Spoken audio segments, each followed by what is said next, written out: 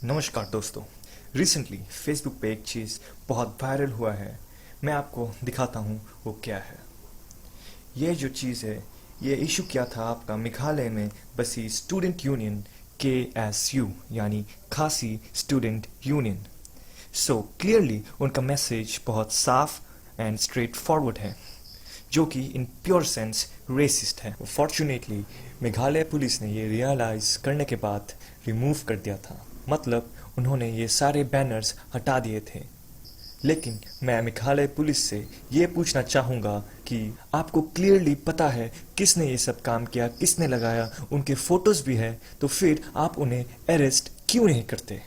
आपको पता होगा कि हमारे इंडियन कॉन्स्टिट्यूशन में ऐसे हेट स्पीच देना एक क्राइम है, लेकिन उन्होंने तो एक कदम आगे ले ली।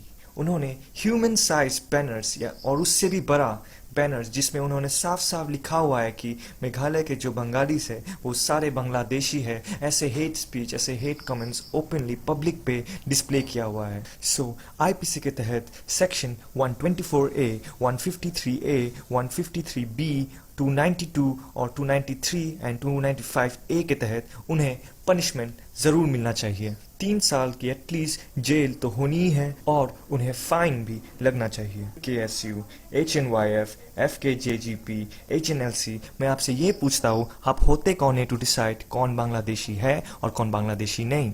ये काम गवर्नमेंट की है। आप अगर उस पर छोड़ते तो ही अच्छा रहता। अगर आपने ये सोच के उनको बांग्लादेशी कहा क्योंकि बांग्लादेश पे बंगाली रहते हैं, तो फिर मैं आपको इतना याद दिलाना चाहूँगा कि बांग्लादेश पे खासी पीपल भी रहते हैं, तो इसके तहत क्या वो भी बांग्लादेशी है? और दोस्तों, ये जो KSU, HNYF, FKJGP, HNLC है, ये लोगों के अंदर हमेशा से ही हेट्रेड भरने की काम करती आई है, और ये एक बार भी नहीं सोचते कि ये कम्युनल टेंशन्स क्रिएट कर सकता है पूरे कंट्री पे। ये जो प्रॉब्लम है, ये सिर्फ आज का नहीं है, ये सदियों से चलते आ रहा है।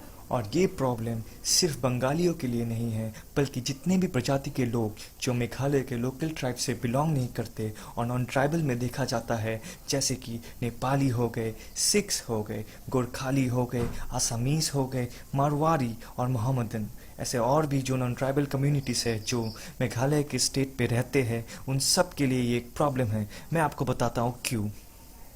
ये शुरू हुई थी 1979 पे, जहाँ पे 20,000 बंगालियों को खदेड़ दिया गया, उन पे अटैक किया गया, रेप हुआ, जिंदा जलाया गया था। फिर आता है 1987 पे, जहाँ पे 2700 नेपालियों को डिस्प्लेस किया गया था क्योंकि वो वहाँ के लोकल नहीं हैं।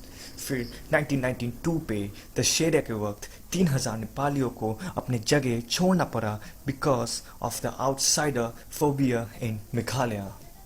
फिर 2018 को हमारे सिख भाइयों के परिवारों पे अटैक किया गया था, उन पे पेट्रोल बॉम्ब फेंका गया था, उनके रिलीजियस स्थानों पे जैसे कि गुरुद्वारा साहिब पे अटैक हुआ था, उनको जलाने की कोशिश भी की गई थी। टेंशन इतना ज़्यादा था कि पुलिस रास्ते पे आ गई थी, आर्मी आ गई थी, सारे जगह कर्फ्यू लग गए थे और इंटरनेट की कनेक्शन काट दिया गया था। और हाल ही 2020 पे दिन दहाड़े सबके सामने खुलेआम बीच बाजार में असम से आए हुए 10 आसामीज नॉन ट्राइबल इंसानों को चाकुओं से घोंपा गया।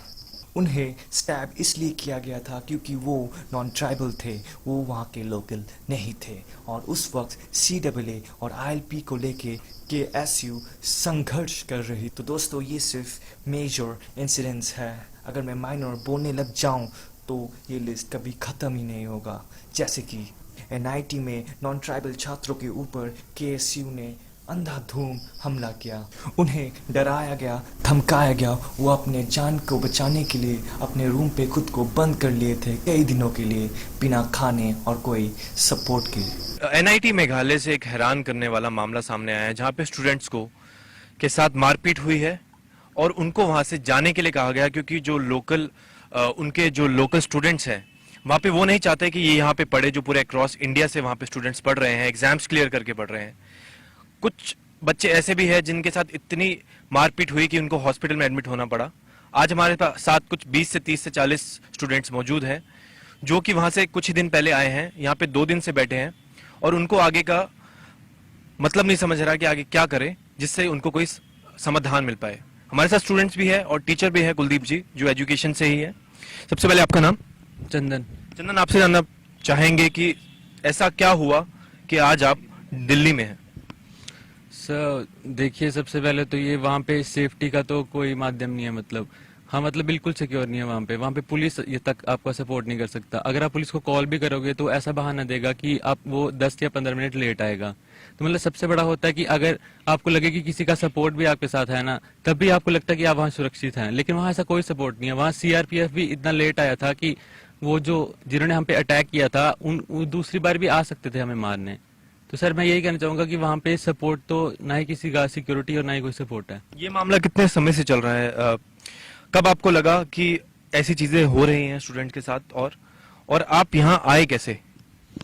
सर ये मामला सबसे पहले तो फर्स्ट ईयर, जब हम फर्स्ट ईयर में थे तो उसी टाइम एक कल्चरल फेस्ट हुआ था। उसी टाइम हमारे लोगों के साथ हमारा एक दोस्त था, उसी के साथ ये घटना हुआ था। मतलब उन्होंने, जो उनका लोकल था, उसने स्टार्ट किया था, फाइट स्टार्ट की थी। तो उस टाइम पे ये हुआ था कि उन्होंने हमें मार दिया था। तो इसी इसी मतलब यही सोच के कि मतलब उन्होंने हमें मारा है तो मतलब उनकी प्रायोरिटी और उनका दबदबा हम पे ज्यादा है। तो यही सोच के उन्होंने सेटलमेंट करवा दिया था। उस लड़के को बस हॉस्टल से निकाला गया था। यही सोच के उन्होंने बाहर से कुछ अपने आदमी मंगवा लिए, कुछ 100-200 ने हम पे अटैक किया। और इस तरह का अटैक था सर कि हमारी जान भी जा सकती थी सर, आराम से जा सकती थी, क्योंकि वो ऐसे डेडली वेपन्स लेके आए थे कि अगर कुछ को आपको फोटो आप देख सकते हैं कि इतनी बुरी तरह मारा है कि उनकी जान भी सर आराम से जा सकती थी। हम तो सर कैसे कैसे रूम में बंद करके लॉक करके खुद को छुपा लिए। इनका कहना है कि लोकल पुलिस भी थी, जो भी सीआरपीएफ के, तो वो भी उनके साथ कहीं ना कहीं शामिल थे। आपसे जानेंगे कि जिस तरीके से आपने एग्जाम क्लियर किया, उसके बाद काफी पैसा भी खर्च हुआ, कहीं ना कहीं ये सब होता है, तो कहीं ना कहीं पेरेंट्स का रिएक्शन क्या है, और आपकी क्या एडमिनिस्ट्रेशन से वहां बात हुई थी इस बारे में? हाँ सर, बात हुई थी और पेरेंट्स भी हमारा सपोर्ट कर रहे हैं। बोल रहे हैं कि कॉलेज वगैरह नहीं जाओ, क्योंकि वहाँ पे बहुत जान का खतरा है तुम्हारे, और तुम सिक्योर नहीं हो तो वहाँ पे वापस मत जाओ इस केस में। फिर दोस्तों, गौरी दे का केस हम कैसे भूल सकते। वो एक प्रेग्नेंट औरत थी जिनको खुलेआम सबके सामने बीच सड़क पे रेप और मर्डर किया गया था। किसी ने गवाही नहीं दी थी क्योंकि सबको अपने जान के लिए खतरा था। वो डरे हुए थे क्योंकि वो भी नॉन ट्राइबल थे, और वो अगर गवाह देते हैं तो उनके साथ भी ऐसा ही कुछ हो सकता था। दोस्तों, ये आउटसाइडर फोबिया या फिर रेसिज्म इतना गहरा है कि अगर आप मेघालय में कुछ रास्तों पे चलते हैं तो आपको खतरा रहता है। मैं आपको ये बता सकता हूँ क्योंकि मैं खुद वहाँ पे 6 साल के लिए पढ़ाई किया था। अगर आप एक नॉन ट्राइबल है तो आपको मेघालय में आए दिन एक चीज़ बहुत ज़्यादा सुनने को मिलेगा, जो है दखार लिया। दखार का मतलब है पहाड़ी और लिया का मतलब एक गाली। ये बहुत कॉमन है उस जगह पे। दोस्तों, आप ये सोच सकते हैं कि मैं ये वीडियो क्यों बना रहा हूँ, तो फिर मैं आपको बताना चाहूँगा कि ये जो पोस्टर्स वगैरह लगे हुए हैं सिटी पे, जैसे कि स्कूल के सामने, फिर बैंक्स के सामने, फिर इन्फ्लुएंशियल गवर्नमेंट ऑफिस के सामने, इनका बहुत बड़ा एक इम्पैक्ट है बच्चों पे और वहाँ पे रहने वासियों के।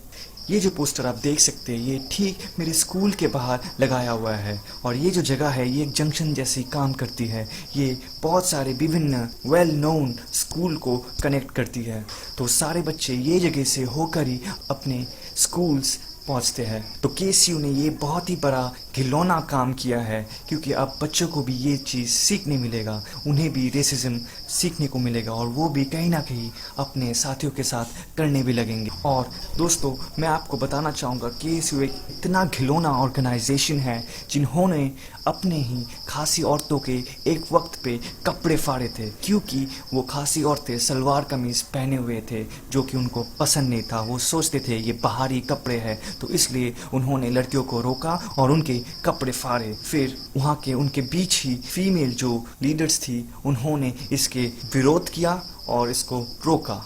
हाल ही में शिलोंग पे जो नॉन ट्राइबल्स है, स्पेसिफिकली बंगालीज को इस वक्त पे बिजनेस नहीं करने दे रहे हैं। उन्हें आया दिन उनके कागज़ चेक करते हैं, उनकी सिटीजनशिप मांगते हैं। वो भी गवर्नमेंट ऑर्गेनाइजेशंस नहीं, वो सारे NGOs जैसे कि KSU हो गया, और नॉन ट्राइबल बिजनेसमैन से ज़्यादा पैसे एक्सटॉर्ट करते हैं, ज़बरदस्ती पैसे उठाते हैं उनसे, उन पे दादागिरी करते हैं because they are non tribals, और मॉब बना के उन पे अटैक्स भी करते आए हैं। सो इस वीडियो के माध्यम से मैं आप सभी को रिक्वेस्ट करूंगा कि चलिए हम एक कदम आगे लेते हैं ये रेशियल क्राइम्स को एंड करने के लिए। नॉन ट्राइबल ट्राइबल मिल के रहते हैं, मिल के सोसाइटी में पीस बांटते हैं, और ऐसे